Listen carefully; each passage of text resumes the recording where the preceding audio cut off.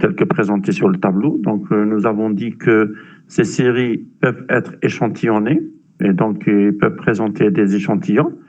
Et ces échantillons, c'est des valeurs expérimentales que l'ingénieur peut récolter à partir d'une expérience bien déterminée.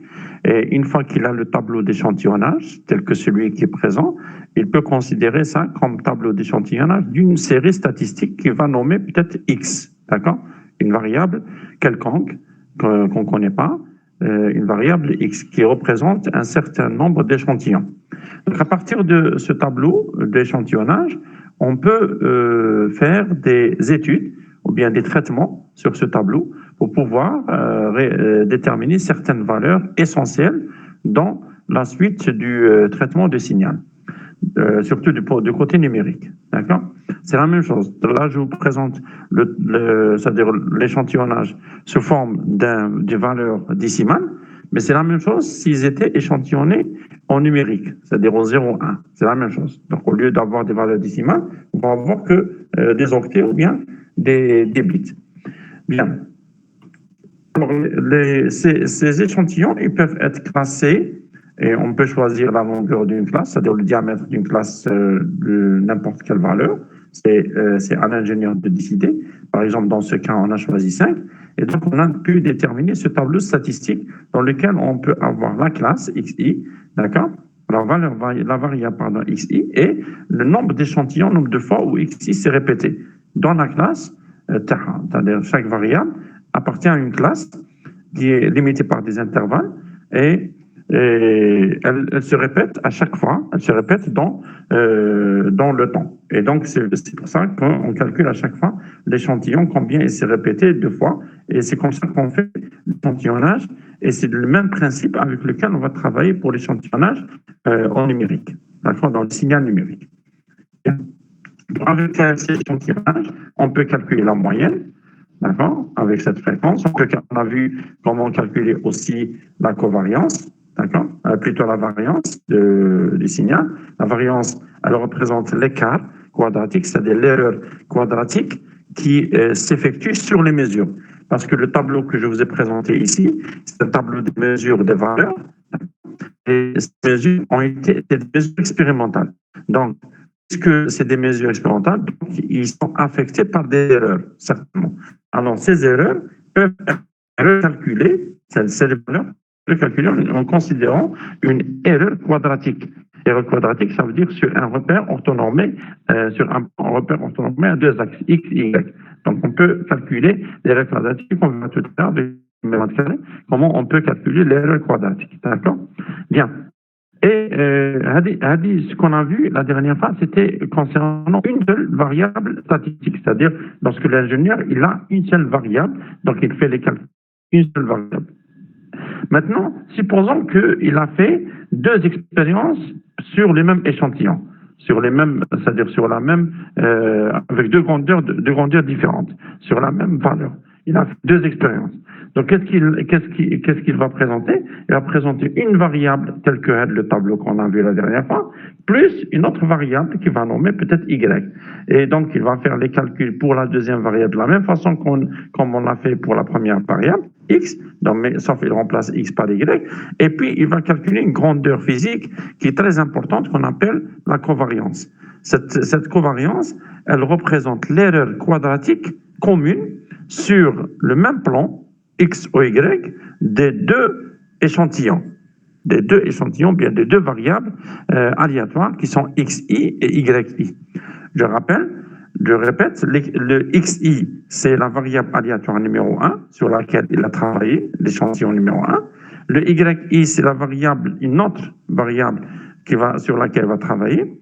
Et donc, il va constituer 2 tableaux, en réalité, 2 tableaux comme celui qui est affiché devant vous. D'accord, 2 tableaux comme celui-là. Donc, ces tableaux, le premier, c'est pour les tableaux statistiques de la variable XI. Le deuxième, c'est tableau statistique de la variable YI. Il va calculer aussi la moyenne de Y, comme il l'a fait pour X, avec la même formule, en remplaçant X par Y, tout simplement. Il va calculer l'erreur quadratique pour la variable Y, en remplaçant ici X par Y, mais c'est la même formule. D'accord? Je n'ai pas voulu répéter la formule, mais c'est la même. Et puis, il calcule la covariance, c'est-à-dire l'erreur quadratique commune entre les deux mesures. D'accord?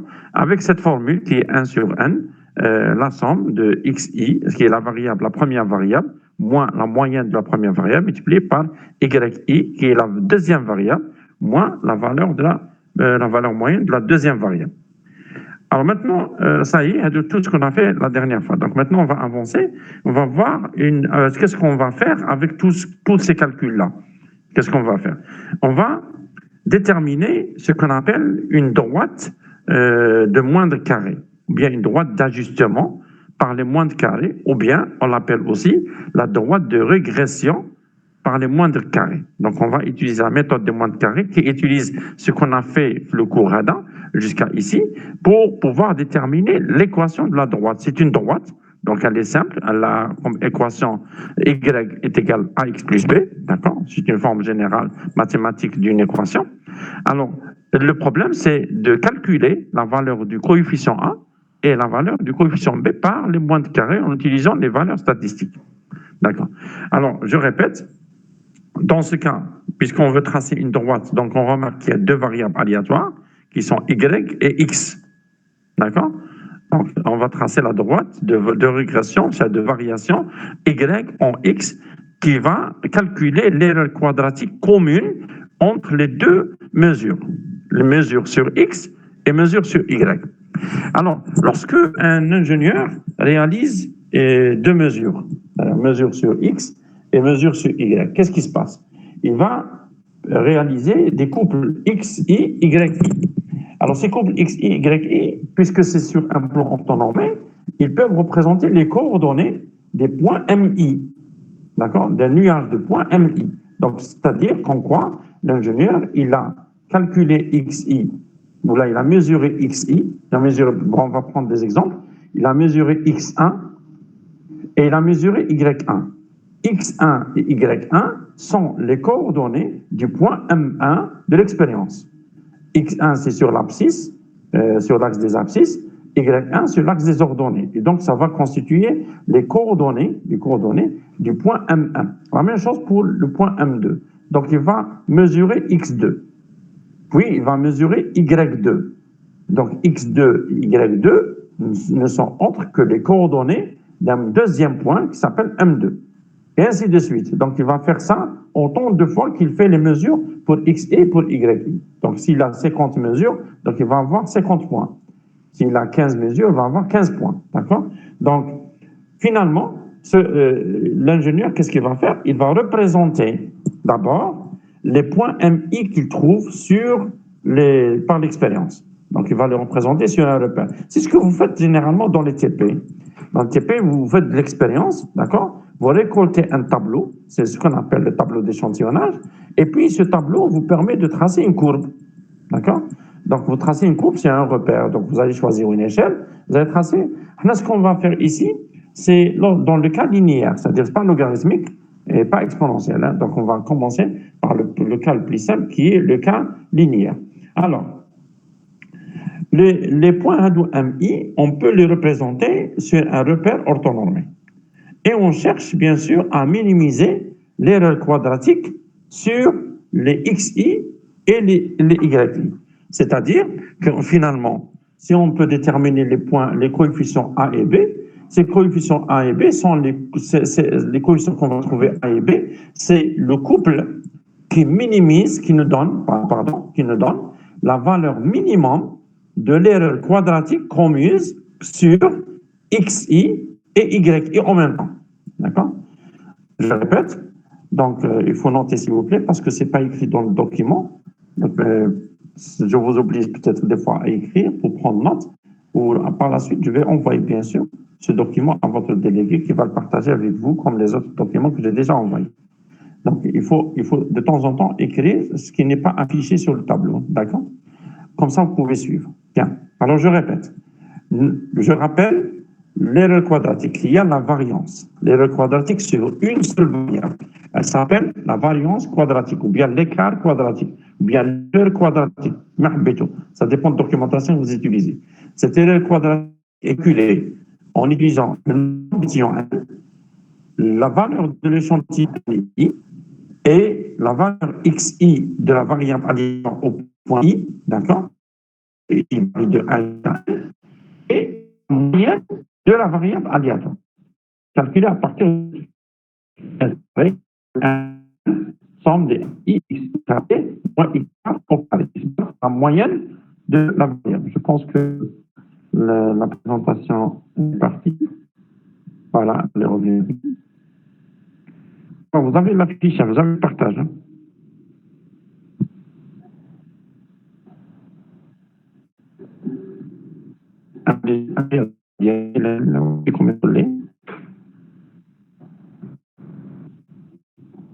Dalien, c'est gentil.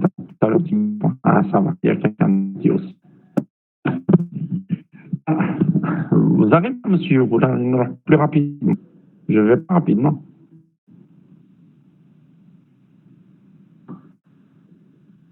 Bien. Donc, en tout cas, je vais discuter avec vous parce que le taux de présence de participation est très faible. Donc, je ne sais pas pourquoi. Peut-être c'est l'ordre pas. Donc, si ça ne vous dérange pas de le faire au pétrole, on va changer. Si vous préférez que ce soit en présentiel, il faut me le dire. Il faut qu'on trouve une séance et on le fera en présentiel. Si vous avez aussi besoin de séances supplémentaires pour faire le TD, vous me dites, via votre délégué, je suis ouvert à la discussion. Et aussi, j'ai une question que j'aimerais bien vous poser, et vous la discutez dans la section, et le délégué n'est pas là, non? Le délégué, c'est Hicham, je pense, il n'est pas là, non? Il est absent, hein, le délégué est absent. Voilà. Oui, oui. Je pense que la connexion Internet en direct est très lâchée. C'est parce que même le partage est fluide. C'est ça. Et des fois, même le son, je coupe. Mais c'est un problème de connexion, c'est pas un problème de chiffre matériel. Bon, on va faire, si ça se coupe, sonner, mais lequel je te vois sonner, d'accord, chaque fois. Et comme concernant le déroulement du cours, on fait qu'une séance en ligne, ça, comme le dit, hein, parce que le taux de présence, c'est ça ne les arrange pas. Donc, bien que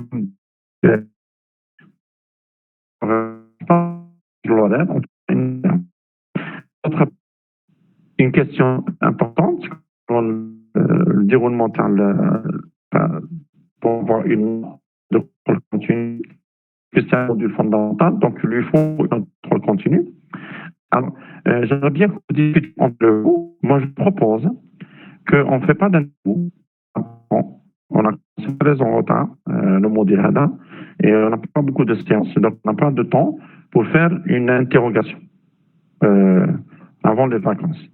Donc, je préfère que l'examen qu'on va présenter, il va y avoir certainement 3 exercices, d'accord?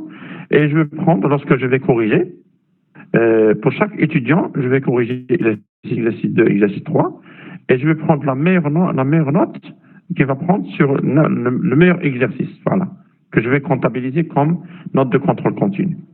Ça, c'est ma proposition. Si ça vous arrange, vous me dites. Sinon, on fera quand même une interrogation avant la sortie, c'est-à-dire la dernière semaine des vacances, on trouvera une séance. Avant les vacances, on trouvera une séance où on fera une interrogation écrite et ça sera la note de contrôle continu. Donc, c'est comme vous voulez. Moi, je propose. Pour moi, c'est la meilleure solution puisqu'on a commencé en retard. Donc, il faut discuter entre vous, il faut le déléguer, il faut qu'il me réponde cette semaine, hein, au cours de la semaine. D'ailleurs, je vais l'appeler pour insister à avoir une réponse. Donc, si vous voulez, il y a 2 solutions. Soit qu'on fasse une interrogation, et ça, je ne suis pas d'accord, parce qu'on n'est pas très avancé dans le cours, soit qu'on laisse ça pour l'examen. Dans l'examen, je vais vous proposer un sujet fait 3 exercices. Chaque exercice, il y a un exercice sur 6, un exercice sur 6, un exercice sur 8. D'accord? Bon, vous allez répondre. Chaque étudiant, il va travailler, quel l'exercice 1, quel l'exercice 2, etc. Donc, je vais noter chaque exercice à part. Par la suite, je vais prendre la meilleure note des 3 exercices. et je vais la comptabiliser comme, je vais la multiplier par un coefficient, je te une note sur 20, qu'on comptabiliser comme note de contrôle continu. Comme ça va aider les étudiants pour amplifier la moyenne terme. خير من نديرو انترو ومن بعد نديرو اكزامان ومن بعد لي نوت يكونوا كاتاستروفيك في الانترو et ça va influencer sur l'examen يهبطوا لكم الموين. Moi c'est ma solution, je fais ça pratiquement avec toutes les sections. Donc si vous voulez, enfin je suivrai cette méthode. Sinon si vous voulez me dites, je ferai une interrogation avant la sortie. Voilà. Discutez entre vous et répondez-moi via votre délégué et je l'appelle tout à l'heure pour dire encore la même question. Le groupe, que vous n'êtes pas ici complet. Au complet, vous êtes 40 étudiants, 45, je pense. Et ici, il n'y a que sur 14 étudiants. Donc, la masse. Donc, il faut que vous répondiez cette semaine. Chacun a la prochaine terre. Très bien. On revient au cours. Exactement, on est avec. Ça se coupe pas. Il y a toujours des coupures, mais ça va, monsieur. On essaye de comprendre. Il y a toujours de... Essayez de coller les mots plus concrètement. Bien. Alors, je vais essayer d'aller s'il y a des coupures, on a je pense que vous pouvez les suivre. Je répète, donc l'erreur quadratique, donc on a dit que c'est une erreur qui relie le point sur un repère orthonormé à deux axes, axe x, y et axe x. Je disais tout à l'heure que nous avons calculé la covariance qui représente l'erreur quadratique des deux variables aléatoires x, i et y, i. Par la suite, on va essayer de passer, ça s'appelle la droite d'ajustement linéaire, par une méthode qui s'appelle la méthode de Monte-Carlo. C'est-à-dire que c'est des formules qu'on va utiliser. Ces formules sont là pour présenter le modèle sur un axe, sur un repère normé et placer les points échantillonnés par l'ingénieur sur l'expérience, et puis tracer cette droite, c'est-à-dire calculer les coefficients de l'équation droite y égale à x plus b, c'est-à-dire calculer A par méthode de Monte-Carlo, calculer B par méthode de Monte-Carlo. Finalement, lorsqu'on va trouver la valeur de A et la valeur de B, lorsqu'on trouve ces valeurs-là, A et B, ces valeurs-là, A et B, représentent la valeur minimum de l'erreur quadratique qui a été réalisée sur X et sur Y en même temps. D'accord? Ça, c'est une manière de traiter le signal échantillonné lorsqu'on a un nuage de points échantillonnés. Bien. Alors donc, lorsque l'ingénieur il fait l'échantillonnage, donc on réalise les tableaux toujours. C'est de réaliser le statistique. Excusez-moi une minute, parce que la batterie va me lâcher. Je vais chez le chargeur. Une minute.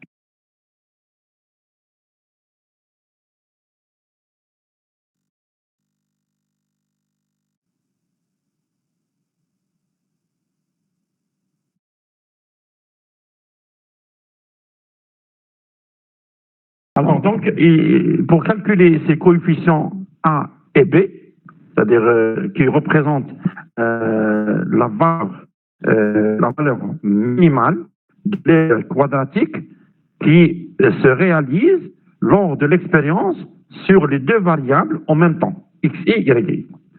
Donc, le coefficient A est calculé par la covariance x, y sur la variance x. La covariance, on la calcule par l'équation AD. Donc, lorsque je dis cov x, y, c'est la même chose que s, x, y. Bon, j'ai oublié de le noter ici. Donc, il faut noter s, x, y est égal à cov x, y. C'est entre parenthèses, hein? C'est la même chose. Donc, la valeur de la covariance est calculée par cette formule qui est affichée devant vous. Et la valeur de la variance est calculée par cette formule. Donc, on revient à la formule. Le coefficient A, regardez, en bas, le coefficient A est égal à la covariance XY qu'on a calculée, peut-être qu'on a formulé tout à l'heure, sur la variance de X qui est représentée ici. D'accord? Et on a donc le coefficient corrélation A, qui représente le premier coefficient c'est-à-dire c'est l'inclinaison, si on peut dire, à droite d'équation y à x plus b. D'accord? Donc, c'est le coefficient qui est relié à la variable x. Et puis, pour calculer la variable, le coefficient b, on utilise les valeurs moyennes de xi et y. En remplaçant y par valeur moyenne, donc certainement y bar est égal à x bar plus b. Donc b est égal à y bar moins a fois x bar. D'accord? Le a, il est calculé au préalable par les covariances et la variance de x, y. Et les valeurs moyennes sont calculées par le tableau statistique comme on a fait la dernière fois. Et finalement, donc, si on connaît la covariance, la variance de x, la valeur moyenne de y, la valeur moyenne de x, on peut calculer a et b et on peut les remplacer dans l'équation y égale à x plus b. Et par la suite, on peut tracer sur un graphe, bon ça c'est un exemple, regardez, vous avez ici des MI, des points qui sont en bleu, donc c'est des nuages de points. Donc comment on a pu déterminer ces points? Par exemple, pour le premier point, on a fait une expérience sur l'axe XI, une expérience par rapport à XI, et donc on a, pour chaque valeur de XI, donc on a un point. Et le premier point, il possède une abscisse x1, d'accord? Donc c'est la première variable. Et il possède un ordonnée y1, donc c'est la deuxième variable. Donc sur l'échantillonnage de xi, on a la première variable, le premier échantillon x1, et sur l'échantillonnage yi, on a le premier échantillon y1. D'accord? Les deux x1 y1 représentent les coordonnées du point M1, qui est représenté ici. La même chose, on le fait pour M2, pour M3, pour M4, pour M5, etc. Ça dépend autant de points que vous avez. D'accord?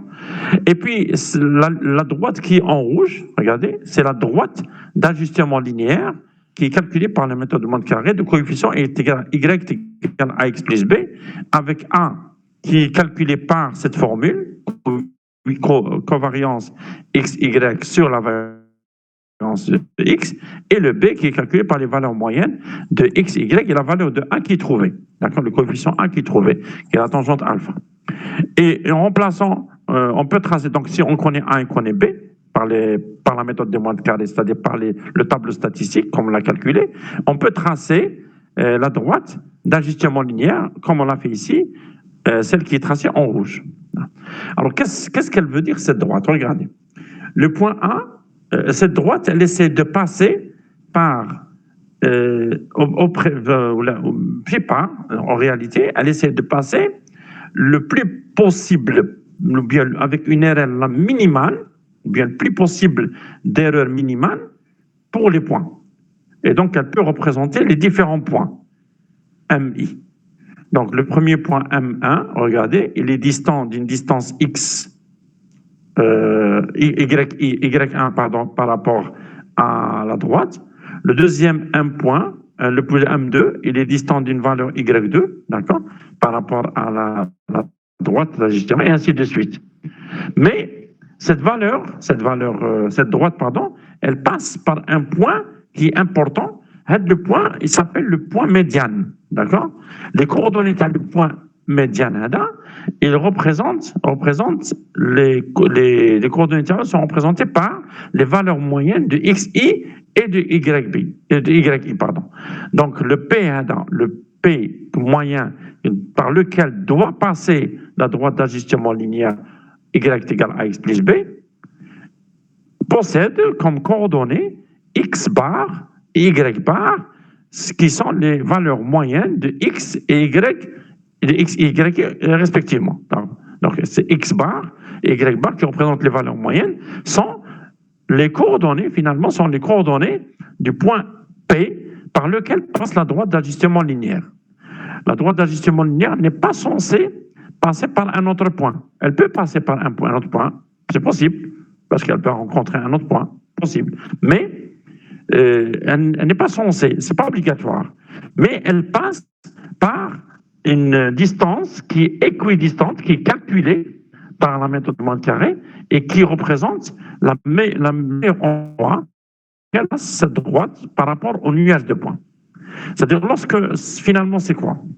Finalement, lorsque vous avez un nuage de points comme celui-là, voilà. Donc, l'affichage, voilà, comme celui-là. Ici, on a 50 points, 50 essais, 50 variables. Là, c'est parce que c'est un cours. Mais en réalité, dans l'expérience, vous n'avez pas 50. Vous avez plus que 50. D'accord? Vous avez peut-être 1 million d'échantillons. Et si vous avez 1 million d'échantillons, vous ne pouvez pas les voir un échantillon un par un. Même ici, c'est délicat de l'étudier par échantillon. Donc, de préférence, calculer les valeurs statistiques, on utilise la statistique, calculer la valeur moyenne,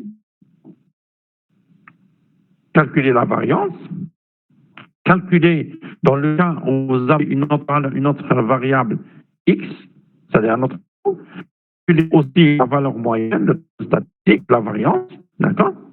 Et puis calculer la covariance de deux variables. Une fois que vous avez ces valeurs, ça devient plus facile. Une fois que vous avez la covariance x, y, la variance de x et les valeurs moyennes de y et de x, vous pouvez calculer les coefficients A et B d'ajustement linéaire ou bien de régression linéaire par la méthode du monde carré, en utilisant les formules pour A et pour B. Je suis à Internet, mais ça va se afficher. Voilà, c'est affiché maintenant. Donc, vous avez la valeur A et la valeur B statistique. Le tableau statistique. Covariance, variance, et Y. Moyenne de X, la moyenne de Y. Et par la suite, entre. Donc, à partir de nuages de points, ça y est, on va oublier les points, on va se concentrer seulement sur la droite. À la droite, elle va nous donner plusieurs paramètres. Un des paramètres, elle va nous donner le point médian, le point de coordonnées X bar, Y bar. Elle va donner aussi l'inclinaison, c'est-à-dire l'angle alpha de l'inclinaison de la droite par rapport à l'axe des abscisses XY. On peut voir la variation de XY par rapport à cette inclinaison, par rapport à la tangente alpha. D'accord? Et elle peut donner aussi des écarts, d'erreurs qui conduisent chaque point. Donc là, puisqu'on est dans un repère orthonormé, cela veut dire qu'on connaît sur l'axe des Y, on connaît l'échelle. Donc on peut mesurer ici, par exemple, le point 1, on peut mesurer l'erreur quadratique qui est réalisée lors des mesures des points XI et des points YI. Et pour le point 1, c'est point X1 et point Y1. Donc la même chose pour le point M2. La distance qui relie le point M2 à la droite, en vertical ici, bien sûr, elle est représentée sur l'axe vertical des ordonnées Y. D'accord? Donc puisqu'on connaît l'échelle, on peut calculer, bien sûr, l'erreur quadratique commise lors de la mesure de XI, de X2, pardon, et de Y2 en même temps. La même chose pour M3, la même chose pour n'importe quel point. Le seul point qui n'a pas d'erreur, c'est le point dont les coordonnées sont X bar et Y bar. Donc, pour vérifier que votre droite, le calcul que vous avez fait est juste, il n'y a pas d'erreur, il faut que le point de coordonnées X bar, Y bar appartienne à la droite d'ajustement linéaire Y en X, d'équation Y est égal à X plus B, que vous avez calculé par l'écovariance et la variance. Ça va? Je continue? Il y a des questions?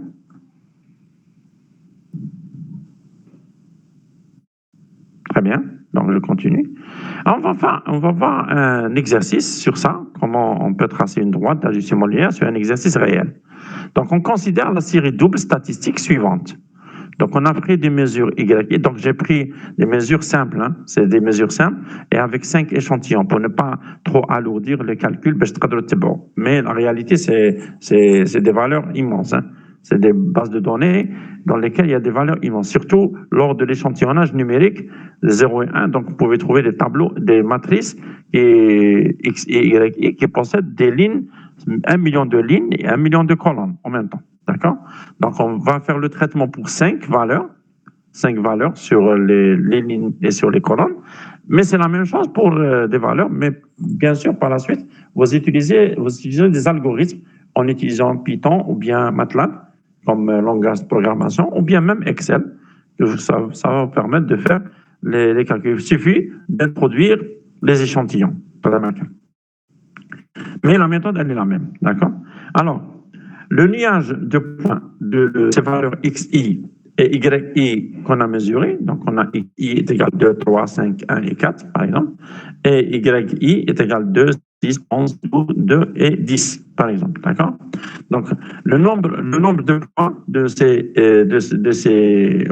nuage de points qui correspond présente ces valeurs x, y, qui sont les coordonnées du point i, est représenté par le schéma, la courbe suivante. Donc, on a une valeur m, il y a une erreur sur l'échelle, sur l'axe y, c'est pas grave. Donc, ça veut dire que ça commence par 0, le 0 a été décalé, je pense, hors de la transmission. Alors, Malif, donc on a le point M1 qui a les coordonnées suivantes. Le point M1 qui a les coordonnées y est égal à 2 et x est égal à 2, y est égal à 6. Donc on va le chercher. X est égal à 2, c'est ici. Y est égal à 6, c'est ça. Donc le point M1, il est là. Le point M2, le coordonnées 3 et 6, donc on va le représenter, il est là. D'accord? Et ainsi de suite. D'accord? Donc ça, c'est facile. On peut représenter un nuage de points sur deux axes, x, y, pour n'importe quelle valeur de x et de y. Alors on demande, le plus important, c'est pas ça. Le plus important, c'est de tracer la droite d'ajustement linéaire y en x. C'est la question. Donc, c'est une petite question, mais qui demande beaucoup de calculs. Alors, pour cela, d'abord, il faut dresser le tableau de statistiques de x et de y. Donc, il faut les échantillons de x et de y. xi, yi et, bien sûr, le produit xi, yi. D'accord? Il faut calculer le total. Donc, on a 15 pour xi, on a 35 pour yi et on a 127 pour le produit xi, yi. Et puis, même chose pour xi au carré. Donc, ça n'apparaît pas ici, mais le dernier colonne, c'est xi au carré.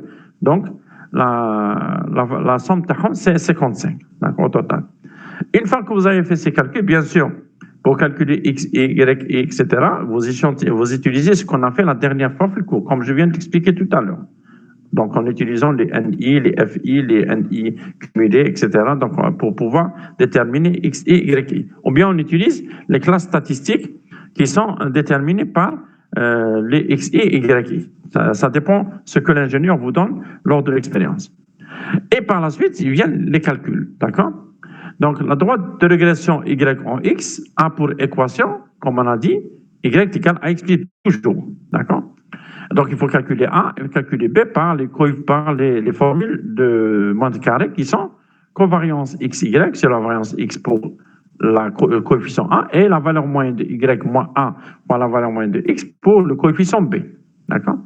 Alors, bien sûr, là, je remarque qu'on a besoin de Y bar et de X bar, qu'on a besoin de la covariance de X, Y et de la variance de X. Donc, il faut les calculer. Donc, X bar est calculé par la formule comme on a vu dans le cours la dernière fois. C'est 1 sur n fois xi. Et je rappelle ici qu'on a 5 échantillons. 1, 2, 3, 4, 5. D'accord? On avait 5 points ici. Regardez. 1, 2, 3, 4, 5. Donc, on a 5 points. Donc, ça veut dire n est égal à 5. OK? Donc, on va le remplacer ici. 1 sur 5. 1 sur n, ça veut dire 1 sur 5. Multiplié par la somme de xi. La somme de xi, elle est donnée par ce tableau. Regardez. 15. D'accord? Donc, mais pour calculer ce tableau, donc, il faut utiliser des notions du cours de la dernière fois. D'accord? Bien. Donc, et ça donne x bar est égal à 3. La même chose, on le fait pour y. 1 sur n, somme de yi. Et i varie de 1 jusqu'à n qui est 5. D'accord? Dans notre cas, c'est 5, toujours. C'est la même valeur que tout à l'heure. Mais la somme de y est donnée par le tableau des statistiques, qui est 35 ici. Le total, 35. Donc, on calcule ça, on trouve y bar est égal à 7. Maintenant, on calcule la covariance. La covariance est donnée par cette formule. Et la dernière fois, j'ai donné cette formule pour la covariance. Donc, on va la voir. Elle va s'afficher. Une minute, elle va s'afficher. Voilà. Donc, covariance XY elle est calculée par cette formule. La formule que vous voyez, 1 sur n somme de xi moins x bar fois yi moins y bar, c'est la même que celle que j'ai donnée ici. Parce qu'il y a deux formules avec lesquelles on peut calculer la covariance, mais c'est la même chose. Si vous faites l'opération, c'est-à-dire si vous développez la première équation, vous allez trouver cette équation. 1 sur n, somme de 1 de x, y, i, bon, moins x bar, y bar à l'extérieur de somme. D'accord? Et donc, si on fait les calculs, les x, y, i sont calculés par le tableau statistique, et la somme de ça donne 127. D'accord? Et puis, on remplace ici, on trouve la covariance 4,4. Et x bar, y bar, c'est ici, c'est 21. D'accord? C'est 3 fois 7, c'est 21. Donc, ça me donne 4,4. La même chose, je le fais pour calculer la variance de x. C'est égal 1 sur n, somme de x i au carré, moins x bar au carré. D'accord? X bar au carré, l'extérieur de la somme. Et donc, ça va donner 2. Le résultat, c'est 2. Donc, la variance, vous pouvez la calculer aussi par l'équation que j'ai donnée, par la formule que j'ai donnée la dernière fois. La dernière fois, on a dit la variance est calculée par 1 sur n, somme de ni fois xi moins x bar. Moins x bar au carré, d'accord? Pardon. 1 sur n, ni fois xi au carré, moins x bar au carré. Donc ça donne la valeur de la variance. Donc vous pouvez la calculer avec cette formule, comme vous pouvez la calculer avec la formule que je viens de donner. Moi, je vais vous donner les deux formules. Il est libre de choisir la formule, mais les deux formules sont les mêmes. Puis, si on calcule, on va trouver, si on remplace, on va trouver la variance est égale à 2. Donc, si on calcule, on déduit le A.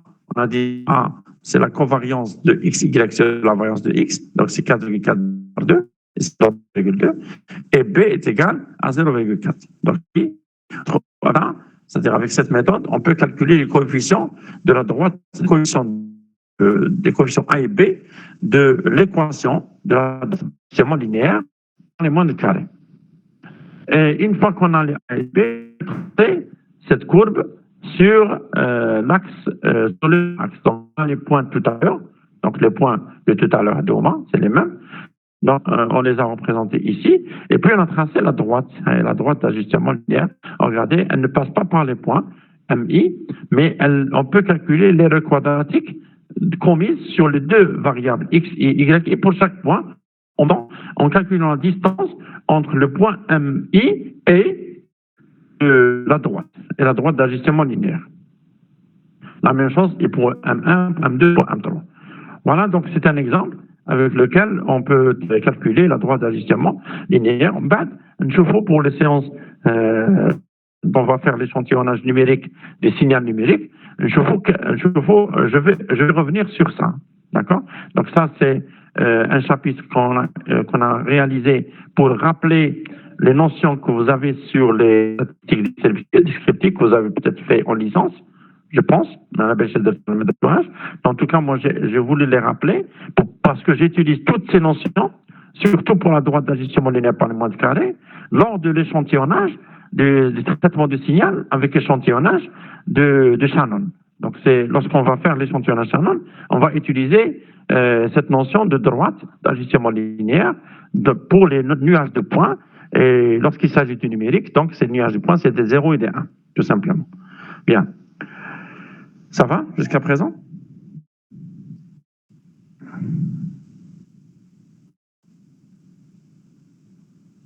Très bien. Alors, moi, c'est un exercice sur lequel on va travailler. C'est un exercice un peu plus costaud que tout à l'heure. On considère deux séries statistiques, d'accord? X, I, Y, I. La première série, on l'a déjà traitée, la dernière séance, d'accord? La deuxième série, on n'a pas encore fait le tableau des statistiques. Donc, qu'est-ce qu'on vous demande? On vous demande de classer ces deux séries statistiques en classe, d'accord? La première série statistique, le diamètre de la classe, c'est 5. La deuxième, Y, et le diamètre de la classe, c'est 2. Donc, on va les classer sur deux tableaux statistiques, d'accord? Et par la suite, on va vous demander de faire les calculs et de nous calculer la droite d'ajustement linéaire du nuage de points de ces deux séries statistiques. Donc, c'est tout ce qu'on vous donne. On vous donne ces deux séries statistiques et on vous demande de faire des calculs. Bien. Alors, bon, on arrête ici, aujourd'hui. Et c'est-à-dire, je vais vous envoyer les séries statistiques via votre délégué. Le fichier, je vais l'envoyer via votre délégué. Et vous allez faire les calculs. Vous allez essayer de faire les calculs, si vous voulez. Et par la suite, là, on va consacrer une séance. Si c'est possible de m'ajouter une séance, c'est-à-dire la semaine, soit, moi je pense que, vous allez me répondre tout de suite peut-être, le mardi à 9h40. Vous êtes libre normalement ou là vous êtes occupé? Le mardi, on a comme un cours de 8h à 9h40 et puis de 11h20 à 13h. Ça, entre 9h40 et 11h20, comme libre, je pense, non? Non, monsieur, maintenant, on étudie les 2 séances consécutivement. Ah, d'accord. Donc, vous vous libérez à 11h. C'est ça? Exactement, il n'y a pas de creux. Je connais l'enseignant des cours, je connais. C'est Madame Hendis. Madame Hendis. لو كان demandez لها, bon, peut-être pas pour ce mardi, donc خلونا نهضر معها, possible pas pour ce mardi, parce que c'est trop tard, باش تبريباري روحها, parce que mardi c'est après-demain, donc je vais lui demander pour l'autre mardi, la semaine prochaine, باش تعطيني la séance de 9h40 à 11h, donc انتوما, je pense qu'il y a un groupe راه يقرا de 8h à 9h40, c'est ça, ou un autre groupe يقرا de 9h40 à 11h, c'est ça, ou là c'est toute la section? Non, monsieur, c'est toute la section. Toute la section. Donc, je vais lui demander de me donner une séance. Je vais lui demander dès que la séance est le mardi, mais pas ce mardi, parce que c'est un peu en retard. Mais l'autre mardi, on va demander la séance. On dit faire des exercices, parce que les exercices, en ligne. J'ai essayé, que je en ligne des TD, ça ne marche pas. Il me faut une séance en présentiel. Donc, je vais prendre quand même, je vais essayer de lui demander ça. Hein. Si elle accepte, d'accord. Si elle n'accepte pas, tout le monde, vous êtes libre de 11h20 à 13h. D'aller, vous êtes libre, voilà. Donc, si elle n'accepte pas, je vais vous prendre quand même 11h20, ça me passe ce mardi, parce qu'on a 11h20 à 13h, on a un cours avec GTR. Donc, نشوف كيفاش نديكالي الكور تاعهم, نديركم نتوما في بلاصتهم, عندي لا salle, عندي كلش. Donc, on peut faire un TD un mardi, au moins une séance de TD présentielle, au moins. باش هكا نعلمكم كيفاش تخدموا les méthodes. ومن بعد كي نعاود نديروا un autre TD en ligne, معليش, ça dit تكونوا عندكم les méthodes. Mais il me faut un TD avec tableau où je peux écrire. Avec ça, parce que le traitement de signal, il y a beaucoup de formules, il y a beaucoup de calculs. Et je ne peux pas faire ça par des diapos haka exposés et des étudiants qui m'écoutent à distance.